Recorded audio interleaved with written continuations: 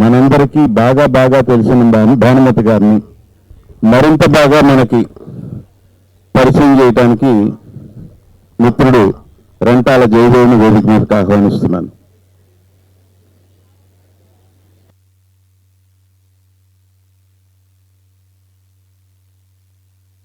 Doctor Patibandla Dakshinamurthy గారు, జయదేవ్ వచ్చారు.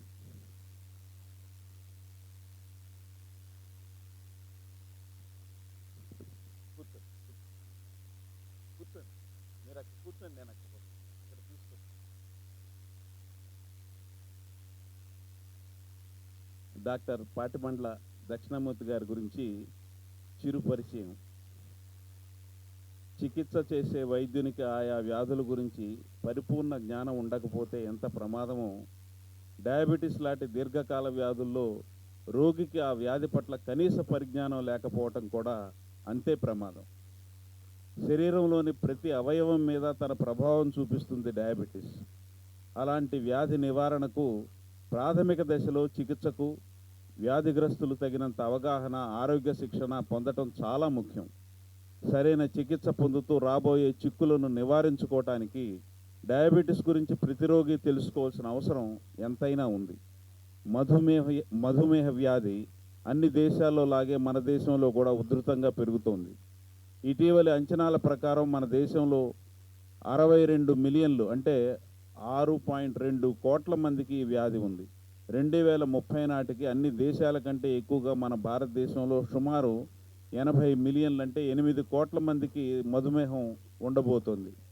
వ్యాధి అదుపులో లేకుంటే వచ్చే retinopathy, neuropathy, nephropathy, diabetic coma, gangrene మొదలైన సమస్యలను వివరిస్తూ అలాంటి వాటి నుంచి రక్షణ పొందేటందుకు తగిన సూచనలు ఇచ్చే మన డాక్టర్ గారు డాక్టర్ పాటిబండ్ల దక్షిణామూర్తి గారు.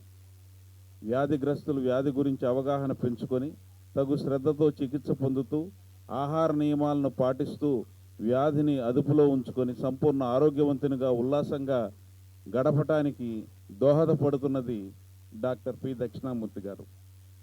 ప్రముఖ వైద్య నిపుణులైన వీరు తమ విశిష్ట రచనా నైపుణ్యంతో సులభ శైలిలో డయాబెటీస్ గురించి ఎన్నో పుస్తకాలు కూడా రాశారు.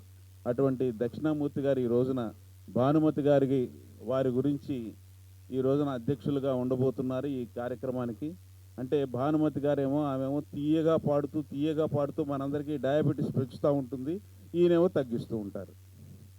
ఈ కార్యక్రమాన్ని నడిపించవలసిందిగా కోరుతున్నాను. మీరు కూర్చునైనా పర్వాలేదు.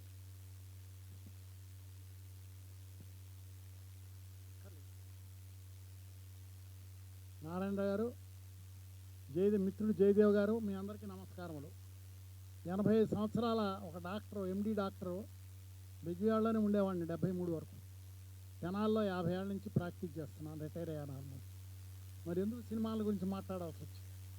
అందుకంటే చిన్నప్పటి నుంచి లలిత కళలన్నా, లలిత కళలో భాగమే అనేక లలిత కళల సమాహారమే చలనచిత్ర కళ. పండితుల నుంచి పామరుల వరకు అందరినీ అలరిస్తుంది. 1932 వీరే కనిపెట్టారు. 31 మొదటి టాకీ వచ్చిందంటే మన రెంటాల గోపాలకృష్ణ గారు, నా ఫ్రెండు, వారి నాన్నగారు శతాధిక గ్రంథకర్త. ఈయనే పరిశోధన చేసి 32లో విడుదలైంది భక్త ప్రహ్లాదాన్ని కనిపెట్టింది వీరే.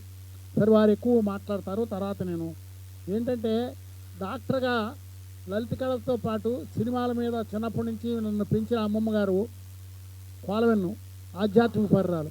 సినిమాలు వెళ్ళొద్దు అనేది, చెడిపోతారనేది, భక్త పోతన, యోగి వేమన ఇవే చూడమనేది. కంకిపాడులో వెళ్ళి సినిమా చూసేవాడిని. తర్వాత విజయవాడ, గుంటూరు, తెనాల్లో సెటిల్ అయ్యాను. సరే, 1950 నుంచి 81 వరకు నా ఉద్దేశంలో స్వర్ణయుగం. ఆ రోజుల్లో సందేశాత్మక చిత్రాలు, కుటుంబ సమేతంగా చూడదగిన కుటుంబ చిత్రాలు, ఉత్తమ చిత్రాలు ఇవి ఉండేవి. 1950 ముందు కూడా గొప్ప వాళ్ళు ఉన్నారు. గోడవల్లి రామబ్రహ్మం, బిఎన్ రెడ్డి, వైవి రావు లాంటి వారు సందేశాత్మక చిత్రాలు తీశారు ఆ రోజుల్లోనే. మన ముందు తరం, మనకు తెలియదు వాళ్ళ గురించి. సరే, ఈ స్వర్ణయుగం 50 నుంచి 81, 90 తర్వాత సినిమాలు చూడటం మానేశా. 90 తర్వాత 2-3 సినిమాలు వచ్చి మంచి వచ్చే ఉంటాయి, నేను రాలేదంటలేదు. టీవీలో 90 నుంచే మానేసే సినిమాలు, 30 ఏళ్ళ నుంచి. ఇప్పుడు వచ్చే సినిమాలు చూడక్కర్లా. తెర మీద రక్తపాతం, హింస, ఎందుకు చంపుతున్నారో, ఎందుకు కొట్టుకుంటున్నారో మనకు తెలీదు. చూడకుండానే ఇవి చెత్త సినిమాలు అని చెప్పదు. మంచి అప్పుడప్పుడు వస్తున్నాయి, నేను కాదన్ను. ఆ రోజుల్లో వచ్చినాయి ఇప్పుడు రావట్లేదు. సరే, ఆ స్వర్ణయుగంలో అనేక మంది మహానటులు, మహానటీమణులు మన తెలుగువారిని అలరించి అదృశ్యమైనటువంటి వారిలో భానుమతి గారు ఒకరు. ఈమె ఎందుకు గొప్ప? అనేక కళలు, ఒక్క నటీమణే కాదు, మధుర గాయని, సంగీత దర్శకురాలు, ప్రొడ్యూసరు, ఆణిముత్యాల లాంటి చిత్రాలని భార్యాభర్తలు నిర్మించారు. తర్వాత అన్నిటికంటే ముఖ్యం స్టూడియో అంతా అవన్నీ చెప్తారు. కానీ ఈమెకంటే గొప్పనన్నట్టు కర్ణామణించి అంజలీదేవి సీతమ్మవారు, సావిత్రి మహానటి, జమున, వాణిశ్రీ, శారద, మొన్నటి జయసుధ వరకు అందరూ మంచి నటీనట్లే. ఈమె ఎందుకు గొప్పది? ఈలాగా ఎవరు పాడలేరు. మధుర గాయని. వాళ్ళ నాన్నగారు మధ్యతరగతి బ్రాహ్మణ కుటుంబంలో జన్మించింది, ఒంగోలు దగ్గర దొడ్డవరంలో. చిన్నప్పుడు వాళ్ళిద్దరూ సంగీత విద్వాంసులే. వినిగిడి 5వ క్లాసో 6వ క్లాసు కంటే చదవాల. వినిగిడితో సంగీతం నేర్చుకుంది. ఎవరు నేర్పిన శాస్త్రీయ సంగీతం నేర్పిన వారు లేరు. వాళ్ళ నాన్నగా మాట ఇచ్చింది, నేను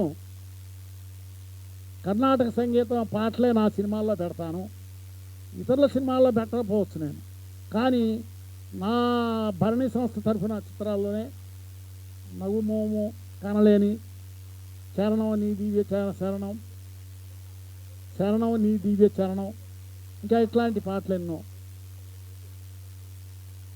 ప్రతి సినిమాలో కూడా ఒక కర్ణాటక బాణి ఉండేది.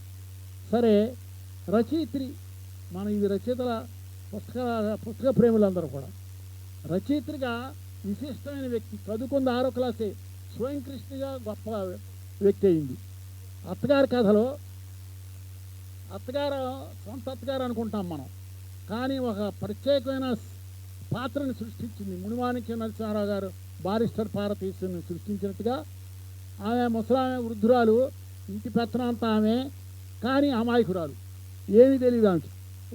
ఆవకాయ పచ్చడి ఎట్లా పెట్టడం తెలియదు. తోటమాలి 2 భార్యలు ఉంటారు. తోటమాలికి ఏమే మీరిద్దరూ తోడుగా సౌతులు అయితే పోట్లాడుకోరేమే అంటుంది. అట్లా ప్రతి ఎపిసోడ్లోనూ నవ్వొస్తుంది అన్నమాట. సునిశ్చితమైన హాస్యం, రోత కలిగించే హాస్యం కాదు ఆమెది. సినిమాల్లో కూడా హాస్యరసం అంటే ఇష్టం. ఇక నటీమణిగా 2 సినిమాలు చెప్తాను. కొంతమంది అతిగా నటిస్తున్నట్టారు 90 నుంచి. మల్లీశ్వరి, విప్రనారాయణ, ఈ 2 సినిమాలు చూస్తే ఎవ్వరు కూడా ఆమె అభిమాన కాకుండా ఉండలేరు. కొంత గర్వం అనే మాట నిజం. గర్వం అంటే మాట పెలుసు, మనసు నవనీతం. తోటి రచయిత్రులు అలా చెప్పారు, ఆమె స్నేహితురాలు కూడా చెప్పారు. నాకు 5-6 సార్లే నేను ఫోన్ చేయటం, కలవటం కలిసింది. కానీ అందరినీ సమాన దృష్టితో 75లో తెనాలు తీసుకొచ్చి సన్మానం చేశారు. సన్మానం చేసి ఇట్లా అట్లా అని పొగిడారు అందరూ. పొగిడాక ముందు మనసున్న మల్లెలు పాడింది, అందరూ సంతోషించారు. తర్వాత పిచ్చి పిచ్చి అనే పాట ఉంది. ఈ డాక్టర్ గారికి అందరికీ ఒక్కో పిచ్చి ఉంటుంది, ఈ డాక్టర్ గారికి నన్ను సన్మానించాలనే పిచ్చి ఉందా ఉంది. అంటే ఎవరైతే ఆమెని సన్మానించదలుచుకున్నారో వాళ్ళని కూడా స్పేర్ చేయదు, అందరినీ సమానంగా చూస్తుంది. కాబట్టి పురుషాధిక్య సమాజంలో స్త్రీ ఆదిశక్తి, స్త్రీ ఏమాత్రం ఆత్మ విశ్వాసం ఉంటే ఎన్ని విధాలుగా అయినా జయించవచ్చు, అన్ని రంగాల్లో జయించవచ్చు అనేది ఒక సినిమా. 6వ ప్రొడ్యూసరు స్క్రిప్ట్ చూసుకున్నావా, ఏమే స్క్రిప్ట్ చూసుకున్నావా, చదివి వచ్చావా అని అడిగి, ఏరా ఏంటిరా చూసుకునేది అని. అట్లా అది ఆమెలో గొప్పతనం. గర్వం ఉన్నవాడు నిజమే. ఆ గర్వం విశ్వనాథ్ సత్యనారాయణ గారి సాహిత్యంలో ఎట్లాగో సినిమా రంగంలో ఈ దోషపూరితమైన గర్వం కాదు, అది ఇతరులకు హాని కలిగించే గర్వం కాదు. అందరినీ మినిస్టర్స్ దగ్గర నుంచి సామాన్య ప్రేక్షకుల వరకు అత్తయ్య మాట్లాడు, మాట పెలుసు, కుండబద్దలను కొట్టినట్టు అంటున్నామే. సంగీత సాహిత్యాలు నాకు దేవీ ప్రసాదాలు. ఆ లలితాదేవి, ఆ సరస్వతీదేవి నాకు ఇచ్చిన వరప్రసాదాలు. నిజం నిష్ఠూరంగా మాట్లాడితే నన్ను ఎవరన్నా గర్విష్ఠులు అంటే అది నాది బాధ్యత కాదు, వాళ్ళదే. ఎందుకంటే ఎవరితోనూ కలవదు. సినీ రంగంలో కూడా తనకు గిరి గీసినట్టుగా తామరాకు మీద నీటి బొట్టులాగా జీవించింది. ఆధ్యాత్మిక జీవనం, చాలా దైవభక్తి. ప్రతి వారం కంచి వెళ్ళాలి, మధురై వెళ్ళాలి, మధురై మీనాక్షి. అట్లా సినిమాలు తెలుగులో 60 కంటే లేవు. సావిత్రి, అంజలి 100 యాక్ట్ చేస్తే ఈమెతో మాట్లాడితే ఎక్కడ తిరుగుతుందో అని చెప్పి ఎవరు ఎక్కువ మాట్లాడరు ఆమెతో. సరే, ఈ విధంగా ప్రొడ్యూసర్గా అక్కినే నాగేశ్వర గారు పొగిడారు. బాటసారి, లైలా మజ్ను, ఇంకోటి ఏంటండి విపన్నారాయణ. ఈ 3 ఆణిముత్యాలు లాంటి చిత్రాలు నాకు ఇచ్చారు వీళ్ళిద్దరు భార్యాభర్తలు. ఆ ముందు నేను అణుకుగా ఉండేవాడిని. 10 ఏళ్ళ ముందు సినిమాల్లో చేరితే నేను తర్వాత చేరాను. ఆమంటే అణుకుగానే ఉండేవాడు చివరి వరకు. రామారావు కూడా అలాగే పొగిడేవాడు. ఎస్సి రంగారావు పొగిడేది ఇదే, ఎవరిని పొగిడేది కాదు. సీనరీ సినిమా సన్నివేశంలో రంగారావు గారు ఉంటే ఇంకెవరిని చూడరు. అట్టగా భానుమతి నన్ను చూసినా ఎవరు చూడరు, మిగతా క్యారెక్టర్స్ అలా అనేది. సరే, ఆ విధంగా నాలో నేనని జీవితం చిన్నప్పుడు అంత జ్ఞాపశక్తి ఇచ్చాడు దేవుడు. ఇందా చెప్పానే వినికిడి జ్ఞానంతోనే సంగీతం నేర్చుకున్నానని. ఎవరో ఒక గురువు గారి దగ్గర నేర్చుకోవాలని. సరే, ఆ నాలాను కేంద్ర ప్రభుత్వ అకాడమీ వచ్చింది. అందులో చిన్నప్పుడు అన్నీ కంఠోపాఠంగా ఎట్లా జ్ఞాపకం ఉందో దానికి సెల్యులాయిడ్ తెర మీద టీవీ సీరియల్ తీసింది. సరే, అప్పుడు మా అమ్మాయి మద్రాసులో డాక్టర్ ఉండేది. అప్పుడప్పుడు వెళ్తుంటే ఆ ఇంటికి వెళ్ళేవాడిని. ఏమండి, ఒక సీన్ తీస్తున్నారు, 15 ఏళ్ల పిల్ల. గోడవల్లి రామరమ్మ గారి దగ్గరికి గోవిందరాజుల సుబ్బారావు గారు అని తెనాలి, ఆయన గొప్ప యాక్టర్ ఆ రోజుల్లో. ఆయన ఈ నాన్నకి ఫ్రెండు, ఇద్దరు కలిసి వెళ్ళి మా అమ్మాయి పాప బాగా పాడుతుంది వినండి అంటే అని విని, మాల పిల్లలో చెల్లెలు హీరోయిన్ చెల్లెలు పనికిరాదండి, ఇప్పుడు కొన్నాళ్ళు పానేవ్వండి, పాట మాత్రం బాగా పాడింది, తర్వాత ప్రైజ్. ఈమెకి ఇష్టం లేదు, సినిమాలో చేరటమే ఇష్టం లేదు, సినిమాలో నటించడమే ఇష్టం లేదు, పాటలు మాత్రం పాడి ఎంఎస్ సుబ్బలక్ష్మి లాగా మా అమ్మాయి మా రాష్ట్ర ఖ్యాతి తెస్తుంది అని కోరుకునేవాడు వాళ్ళ నాన్న. ఒకప్పుడు ఉన్నవాళ్లే ఈ లావాదేవీలు, కోర్టు తగాదాలతో ఆస్తి పోగొట్టుకున్నాడు. కాబట్టి సాధారణ మధ్యతరగతి కుటుంబంలో పుట్టింది. గొప్ప విషయం ఏంటంటే అసాధారణ ప్రజ్ఞ, గౌరవాలు. పద్మశ్రీ, పద్మభూషణ్, కలైమామణి, ఎంజిఆర్ మెడ్రాస్లో లలిత సంగీతం స్కూల్ ప్రిన్సిపాల్గా గౌరవించాడు, ప్రిన్సిపాల్ పెట్టి. శివాజీ గణేష్ను ఈమె స్వర్గసీమ మా చిన్నతనంలో 45-46లో వచ్చింది. ఆ పాటతోనే ఈమె టాప్ సౌత్ ఇండియన్ స్టార్ అయింది. ఆ పాట వినటానికి వీళ్ళు మధురై బాయ్స్ అని నాటక సంస్థ మధురైలో శివాజీ గణేశన్ 15 ఏళ్ల కుర్రాడు, ఆడవాళ్ళుగా నటించేవాడు. ఆడవాళ్ళు ఎట్లా నటించాలి అని చూడటానికి ఆ సినిమా 20 సార్లు చూశాడు. ఆమె ముందే చెప్పాడు, పేపర్ ప్రకటించాడు. చిన్నప్పుడు నా అభిమానియే. ఆమెతో హీరోయిన్గా నటించడం వణికాడంట. ఆమెతో హీరోగా నటించడానికి ఈయన వణుకు పుట్టింది. కాబట్టి ఇన్ని విషయాలని చెప్పుకోవచ్చు. బహుముఖ ప్రజ్ఞావతి 1924, 25 అని రాస్తున్నారు. యాక్చువల్గా 24నే పుట్టింది. అక్కినే నాగేశ్వర గారు మేడం నాకంటే 13 రోజులే పెద్దది అని చెప్పేవాడు. అప్పుడు 24. నేను భరణిని అడిగితే పరామర్శించడానికి వెళితే ఆయన డాక్టరే కానీ సినీ ఫీల్డ్ అంటే ఇంట్రెస్ట్ లేదు. ఆమె రికార్డులు అవన్నీ కూడా భద్రం చేసి ముందు తరాలకు ఇవ్వాలి కదా, ఆయనకి ఇంట్రెస్ట్ లేదు. నేను అడిగా, మీ అమ్మగారి date of year of birth 25 అని రాస్తున్నారేంటి, 24 కదా అంటే అన్నాడు ఆయన, పెద్దవాళ్ళ రికార్డులు వాళ్ళ రికార్డెడ్గా ఉంది అట్లా, కాబట్టి ఇన్కమ్ ట్యాక్స్ కోసమో దేనికోసమో మొత్తానికి 25 అందరూ. 25లో ఎంతమంది? ఆరుద్ర గారు చెప్పారు. ఇంకెవరండి ఈ సంవత్సరం గొప్ప గొప్ప వాళ్ళు? 24 కానీ 25 కానీ. 24 అక్కినే నాగేశ్వరరావు గారు. ఇంకా మహమ్మద్ రఫీ, రాజ్ కపూర్, ఎంతోమంది గొప్పవాళ్ళు పుట్టారు. కాబట్టి వీళ్ళలో కొంతమందినే మనం గుర్తుపెట్టుకుంటాం. కాబట్టి తెలుగువారు గర్వించదగినటువంటి వ్యక్తి భానుమతి గారు. అందుకనే శత జయంతి సభ జరుగుతున్నది. యాక్టర్లలో ఈయనకే ముందు, తర్వాతే సావిత్రి అంత గొప్పగా నటించలేదు ఈయన. ఏడవకుండానే మన కన్నీళ్ళు తెప్పిస్తుంది సావిత్రి. అంజలిదే తక్కువదా? మా చిన్నతనం అన్ని సినిమాలు సీతామ్మవారు, అంజలిదే అనగానే సీతామ్మవారు అందరూ బాగా నటిస్తున్నారు జయసుధ వరకు. కాబట్టి యాక్షన్లో ఈ గొప్పతనం ఏంటంటే అనేక రంగాల్లో గొప్పది. సర్వ బహుముఖ ప్రజ్ఞావతి. అవార్డులు ఆమె అమ్మటరాల, ఆమె కోరుకోవాల, ఆమె అమ్మటపడ్డాయి. రాధాకృష్ణన్ గారు, పివి రాజమన్నారు గారు, బెజవాడ గోపాలరెడ్డి గారు, వడ్డాది పాపయ్య గారు, మాలతి చందూరు దంపతులు, ఇంకెంతోమంది ఆమెను అభిమానించేవారు. యాక్ట్రెస్లో శివాజీ గణేష్ను, శోభన్ బాబు, కృష్ణకుమారి, జానకి. రచయితల మహాసభలో బాగా ఆకర్షణీయంగా ఉండేది. 100 సినిమాలు నటించాల, 60లో 30, 35, ఇందులో 60, అంతా కలిపి 100 సినిమాల కంటే నటించాల.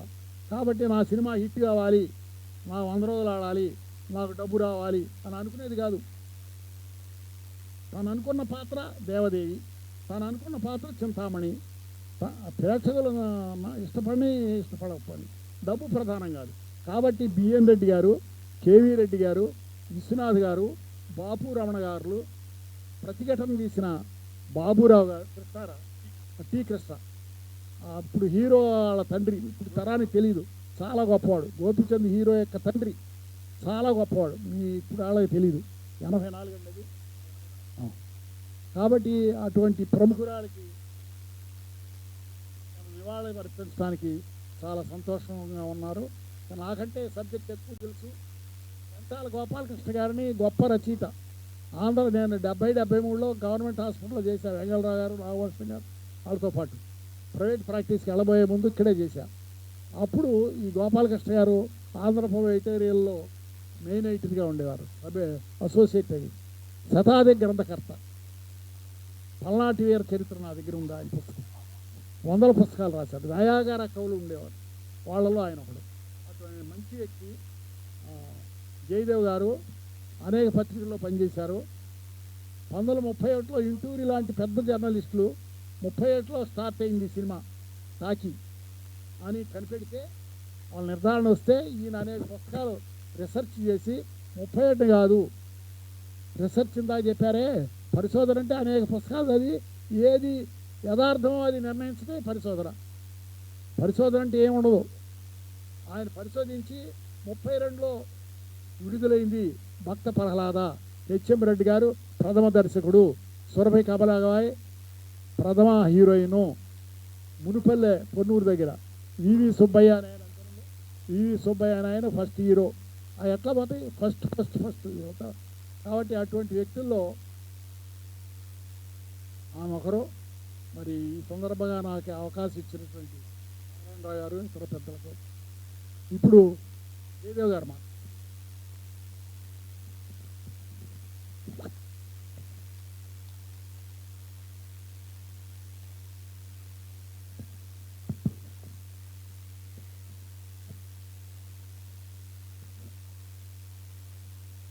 ఎంతసేపు మాట్లాడాలో తెలియదు, కానీ ఎక్కక ముందే ఎంత తొందరగా ముగిస్తే అంత మంచిది అని చెప్పేసి చెప్పడం జరిగింది. కాబట్టి నాకు ఎంత టైం ఉందో కనుక ఎవరన్నా అక్కడి నుంచి నిర్వాహకులు ఎవరన్నా చెబితే ముందే వాళ్ళు 15 నిమిషాలా 10 నిమిషాలా 15 నిమిషాలా సరే, ఎనీవే 7:12 అవుతోంది. 10 నిమిషాల నుంచి 15 నిమిషాల లోపల ముగించేద్దాం. సభా సరస్వతికి నమస్కారం. తెలకపల్లి రవి గారు లాంటి వాళ్ళు ఎదురుగుండా కాగితం లేకుండా మస్తిష్కంలోంచి మాట్లాడడం మొదలెట్టిన తర్వాత ఇక్కడ నించొని కాగితాలు ఎదురుగుండా పెట్టుకొని మాట్లాడడం అంటే ఒక రకంగా హనుమంతుడు లంఘించేసిన తర్వాత మిగిలిన పిల్లకోతులు కుప్పిగంతులు వేయడం లాంటిది. కాకపోతే భానుమతి గారి గురించి మాట్లాడుకోవాల్సిన ఆరుద్ర గారి తర్వాత భానుమతి గారి శత జయంతిలో ఎందుకు ఈవిడ్ని ప్రత్యేకించి చెప్పుకోవాలి అనే విషయాన్ని ఆ తరంతో పాటు ఈ తరం కూడా ప్రధానంగా తెలుసుకోవాల్సిన అంశం. ఎవరికన్నా అంటే భానుమతి గారి దగ్గరికి వెళ్ళబోయే ముందు ఒకే ఒక్క నిమిషంలో పాటిబండ్ల దక్షిణామూర్తి గారికి ఇవాళ తరానికి ఎంతమందికి తెలుసో తెలియదండి. 1975 ఆ ప్రాంతం 73, 74 ప్రాంతం నుంచి 82 వరకు తెనాలిలో క్లాసికల్ ఫిలిం సొసైటీ అనే ఒక సొసైటీని ఆయన నడిపారు. ఉత్తమాభిరుచి గల చిత్రాల్ని, ఉత్తమాభిరుచిని ప్రేక్షకుల్లో ప్రోత్సహించడానికి ఆ సొసైటీ ద్వారా ఎన్నో అంతర్జాతీయ, జాతీయ ఉత్తమ చలనచిత్రాలను తీసుకొచ్చి అక్కడ ప్రదర్శింపజేశారు.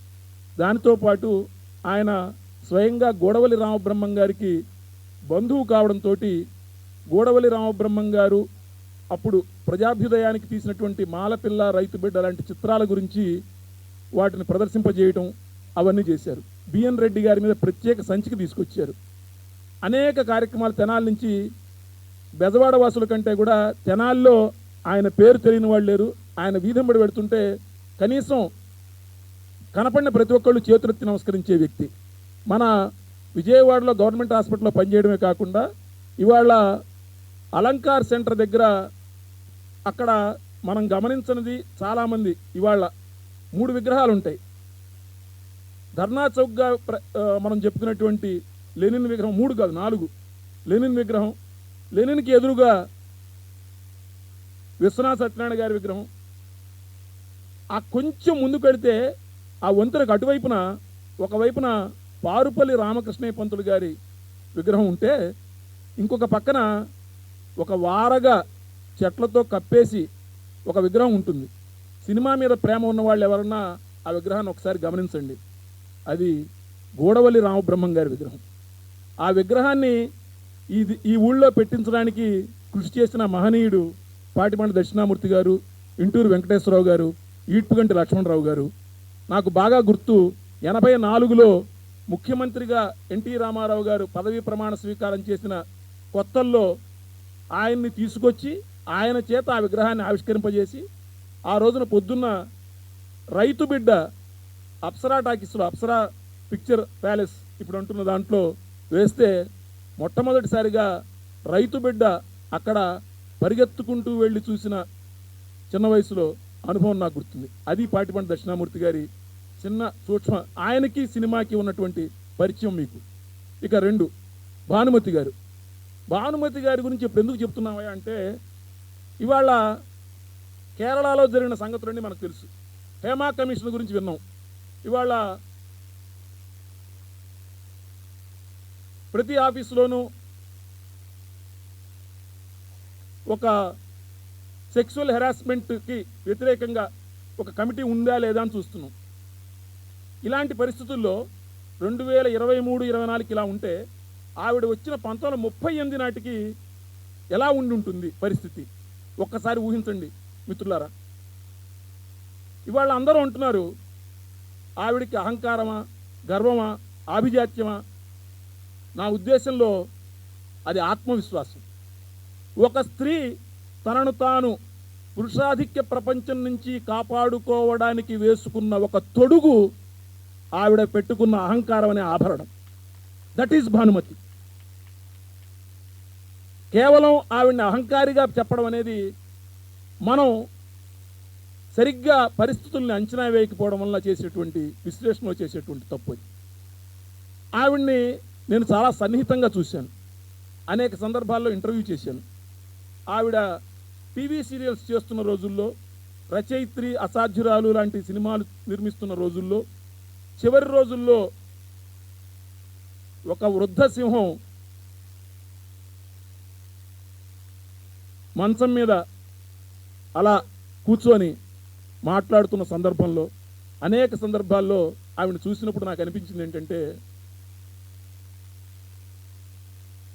మనకి చెప్పినట్టుగా విశ్వనాథ సత్యనారాయణ గారు చెప్పినట్టుగా, ఏదో మొన్న పవన్ కళ్యాణ్ ప్రస్తావించినట్టుగా ఒక హాహాహుహులో ఒక గంధర్వుడు కిందకు వచ్చి దిగినట్టుగా ఎక్కడో ఒక కిన్నెర కాంత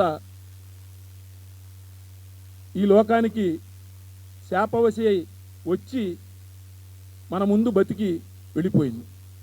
ఆవిడ ఇందాక డాక్టర్ గారు చెప్పినట్టుగా నటి, గాయని, నిర్మాత, రచయిత్రి, దర్శకురాలు.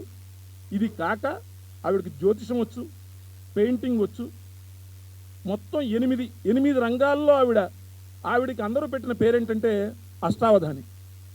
ఆవిడతో మాట్లాడుతుంటే నిండైన విగ్రహం, పచ్చని పసిమి ఛాయ, మామూలు ఛాయ గారసులు. అతను చిదిమితే అంటే అంత బంగారపు పని ఛాయ అనమాట. చేతి నిండా గాజులు. ఆవిడ ఏ రోజు చాలామందికి తెలియని విషయం ఏంటంటే మేకప్ వేసుకునేది కాదు, కనీసం పౌడర్ కూడా రాసుకునేది కాదు.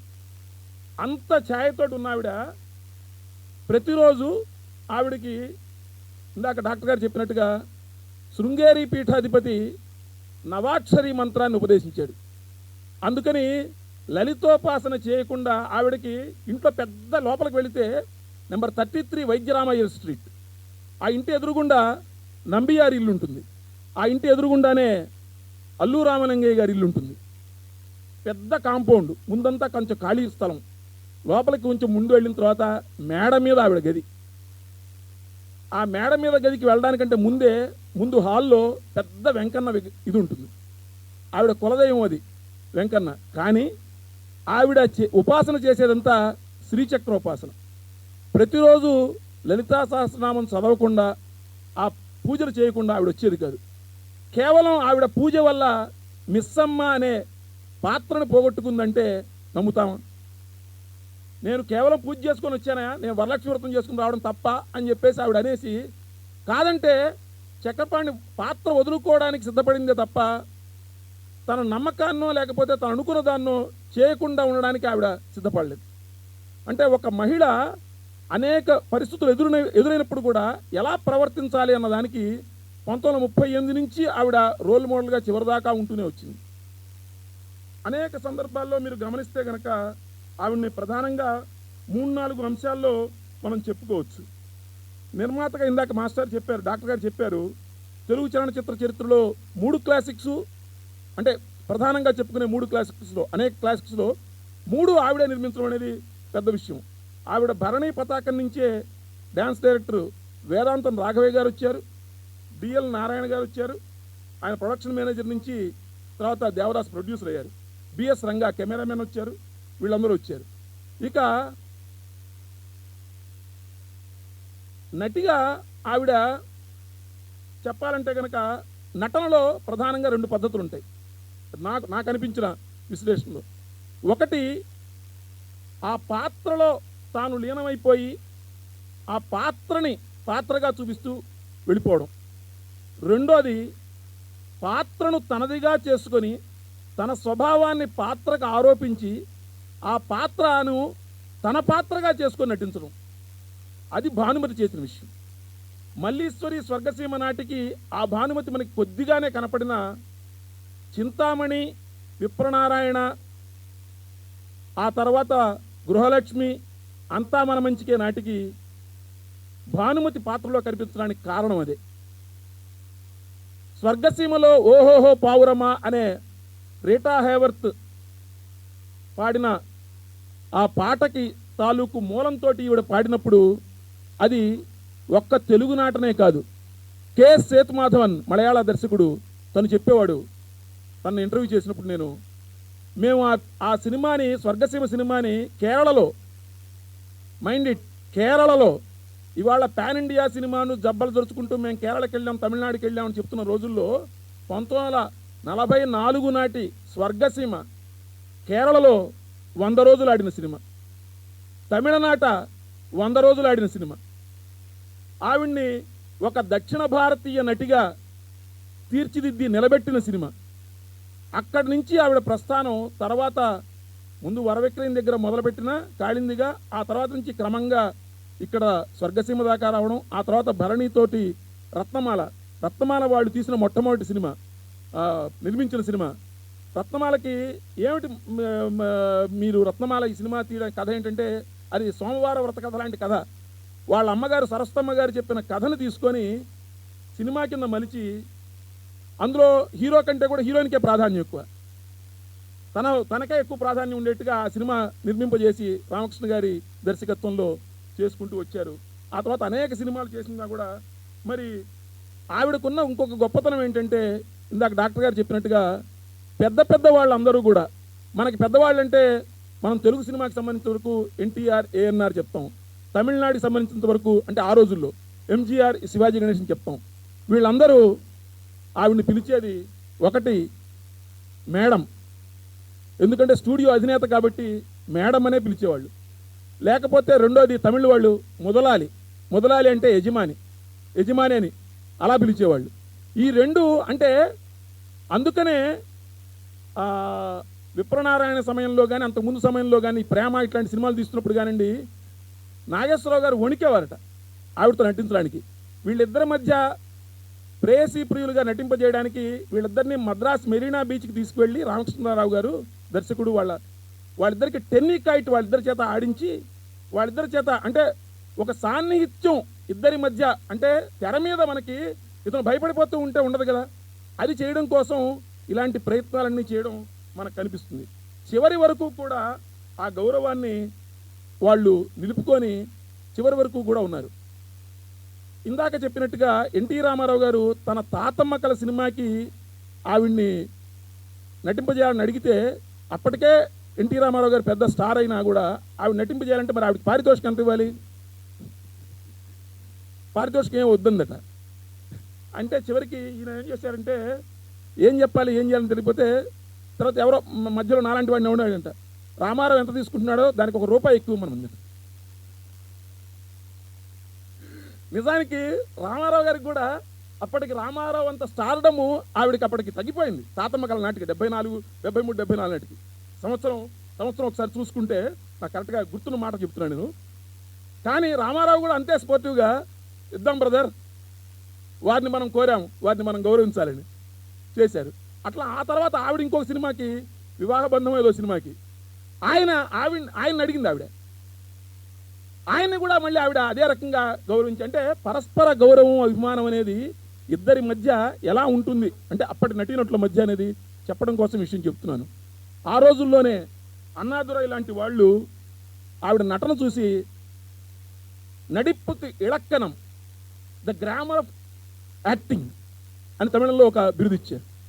అలానే ఇందాక డాక్టర్ గారు చెప్పినట్టుగా ఒక నటి ప్రభుత్వ కర్ణాటక సంగీత కళాశాలకి ప్రిన్సిపాల్గా చేయడం అనేది నభూతో నా భవిష్యత్. అంతకుముందు ఎవరూ చేయలేదు, ఆ తర్వాత ఎవరూ చేయలేదు. కర్ణాటక సంగీతంలో ఆవిడకున్న పట్టుకి అది నిదర్శనం. అలానే ఒక నటి సాహిత్య అకాడమీ అవార్డు పొంది రచయిత్రిగా, దర్శకురాలిగా కూడా అంత పేరు తెచ్చుకోవడం, నటి కానీ నటుడు కానివ్వండి ఎవరూ లేరు, ఆవిడే ఫస్ట్. ఇక తెలుగులో తొలి మహిళా దర్శకురాలు దక్షిణ భారతదేశంలో ఉన్నారు, పిపి రాజ్యలక్ష్మి మొట్టమొదటి మహిళా దర్శకురాలు, తమిళ్ కాళిదాసు నటించిన ఆవిడ. మూకీల్ సినిమాల్లో కూడా ఫాతిమా బేగం ఉంది. కానీ తెలుగునాట తొలి మహిళా దర్శకురాలు అనే మాట తప్పు కానీ తెలియడం కోసం చెబుతున్నాను. తొలి దర్శకురాలు ఆవిడే. అట్లానే తొలి డబుల్ యాక్షన్ అనగానే మనం చాలామంది ఏఎన్ఆర్ గారు, ఇద్దరు మిత్రులు ఇవన్నీ చెప్తాం. కానీ ఆవిడ నాటకాల్లోనూ సినిమాల్లో కూడా డబుల్ యాక్షన్ చేసినటువంటి మొట్టమొదటి నటి కూడా ఆవిడే. అట్లానే ఇంకా చాలా విశేషాలు ఉన్నాయి కానివ్వండి. బహుశా 12 నిమిషాలు దాటిపోయినట్టుంది. ఇక ముగించబోయే 1-2 విషయాలు మటుకు చెప్పి నేను ముగిస్తాను. ఆవిడ ప్రధానంగా మీరు గమనిస్తే 3 ఇన్నింగ్స్ ఉన్నాయి. 1 హీరోయిన్గా, 2 క్యారెక్టర్ ఆర్టిస్ట్గా, 3వది పెద్ద వయసు పాత్రలో. మీరు గమనించండి, తెలుగు సినీ చరిత్రలోనే కాదు, దక్షిణ భారత సినీ చరిత్రలో, ఇంకా గట్టిగా మాట్లాడంటే భారతీయ సినిమా చరిత్రలో కూడా 3 ఇన్నింగ్స్లోనూ శతదినోత్సవ చిత్రాలు చేసి 3 ఇన్నింగ్స్లోనూ అత్యధికంగా రాణించి అందరి మెప్పు పొందిన ఏకైక నటి భానుమతి గారు. హీరోయిన్గా స్వర్గసీమ తీసుకోండి, మధ్య వయసు పాత్రలకు వచ్చేప్పటికీ వదినగా మట్టిలో మాణిక్యం లాంటి ఇది తీసుకోండి. మట్టిలో మాణిక్యం నిజానికి చలం గారు తీసుకొచ్చి అది అమ్మ పాత్ర, అమ్మ కొడుకుల కథ కింద తీసుకొచ్చి నేను చేయనందట. ఈవిడ చేయనంటే మేడం మీకు కావాల్సిన పద్ధతిలో మార్చుకోనట. మొత్తం ఈవిడ స్క్రిప్ట్ రీరైట్ చేసి మట్టిలో మాణిక్యం కథ తల్లి పాత్రను వదిన పాత్ర కింద మార్చి వదిన మరిది ఒక మరిదిని పైకి తీసుకొచ్చే వదిన పాత్ర. మీరు ఇవాళ గమనించండి, తోడికోడళ్ళు, మట్టిలో మాణిక్యం, ఈ సినిమాలన్నీ కూడా ఆ తరంలో ఉన్నటువంటి కుటుంబ బంధాలన్నింటినీ మీకు ప్రతిబింబించడమే కాకుండా ఎంతో కొంత మన సైక్ని ప్రభావితం చేసాయి. ఆ రోజుల్లో ఉన్నటువంటి మన కుటుంబ బంధాలని ప్రభావితం చేసాయి. అందుకు కూడా మనం భానుమతి గారిని చెప్పాలి. చివరి తరంకి వస్తే కానీ, చివరి రోజులకు వస్తే ఒక మంగమ్మ గారి మనవడు, ఇలాంటి సినిమాల్లో అక్కడ కూడా ఆవిడ తన ఆధిక్యాన్ని నిలబెట్టుకుంది. బాలకృష్ణ గారి మొట్టమొదటి చిత్రం తాతమ్మ కలకి ఆవిడే మొట్టమొదట అందులో ప్రధాన పాత్ర అయితే, ఆయనకు స్టార్ స్టేటస్ తీసుకొచ్చి తొలిసారిగా బాలకృష్ణను ఇవాళ 50 ఏళ్ళు సినిమా ఇండస్ట్రీలో పూర్తి చేసుకున్న నందమూరి బాలకృష్ణకు తొలిసారిగా స్టార్ స్టేటస్ తీసుకొచ్చిన మంగమ్మ గారి మనవడికి కూడా కీలక భూమిక మంగమ్మ గారు అంటే భానుమతి. 365 రోజులు ఆ సినిమా నటించిందంటే దానిలో శ్రీ సూర్యనారాయణ మేలుకొనే పాట కేవి మహాదేవన్ గారికి ఒంట్లో బాగాలేకపోతే, అమ్మా మీకు చెప్పేదేముందమ్మా, ట్యూన్ మీరే కట్టుకోండి అన్నట్టు. ఈవిడే ట్యూన్ కట్టుకొని పాడు. ట్యూను ఎవరిచ్చినా కూడా అది ఒక పాత్ర అయినా, ఒక పాట అయినా, ఒక మాట అయినా స్వాయత్తం చేసుకొని తన వ్యక్తిత్వాన్ని ఆ పాత్రకు కూడా జోడించి బంగారానికి తావెబ్బినట్టుగా నటించడానికి దట్ ఈజ్ భానుమతి. అందుకనే భానుమతి 100 ఏళ్ళు కాదు, మరో 100 ఏళ్ళు కూడా బతుకుతుంది. జోహార్ భానుమతి, స్వస్తి.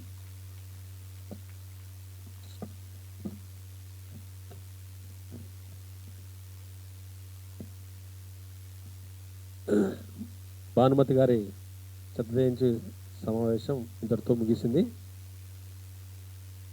ఈ సంస్థాన సభకు ఈ శతజయంతి ఉత్సవానికి వచ్చినటువంటి లక్ష్మణమూర్తి గారికి, జయదేవ్ గారికి ధన్యవాదాలు.